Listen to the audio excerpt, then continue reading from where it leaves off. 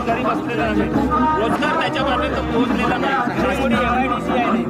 MIDC मध्ये मोजक्या आता मोजण्याला 2-3 कंपन्या आहे, परंतु पाहिजे त्या प्रमाणामध्ये इथे रोजगार त्या पद्धतीने वाढलेला नाही। आज एखाद्या कोणत्या कॉर्पोरेट वर्ल्ड आपल्या नागपूरला आहे, परंतु तिथे पण काहीही कंपन्या गेल्या 10-15 वर्षापासून आलेल्या नाही। आरोग्यसेवेबद्दल आपण आरोग्य सेवा ही एक सरकारी दवाखाना सुद्धा नाही। आज एखाद्या सामान्य माणसाच्या घरातली परिस्थिती जर खराब झाली, कोणाचं आरोग्य खराब झालं, तर आज आपल्याला प्रायव्हेट सेक्टर मध्ये द्यावं लागतं आणि 30 ते 35 हजाराचं त्याच्यावरती भुर्दंड लागतो। आपण निवडून काय करणार?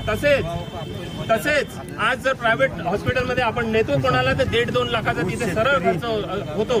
तर आजची ही तरुण पिढी ज्यांना आज रोजगार नाही, ज्यांचं भवितव्य पूर्ण काळोखामध्ये आहे, ते तारुण्य समोर येऊन या आरोग्य क्षेत्रामध्ये भरपूर सारे चॅलेंजेस फेस करणार आहे, म्हणजे करणार आहेत आणि त्यांना या गोष्टीची जाणीव असली पाहिजे। फक्त घरी बसून मोबाईल चालणे आणि नोकरीला न जाणे, कामाला न जाणे हा आळस त्यांनी सोडायला पाहिजे, जेणेकरून त्यांना येणाऱ्या भवितव्यासाठी रेडी राहायचं असेल, काळोखात जायचं नसेल तर त्यांनी समोर येऊन काहीतरी प्रतिनिधित्व करायला पाहिजे, नोकरी करायला पाहिजे। आपण निवडून आलात तर आपल्या काय योजना राहील?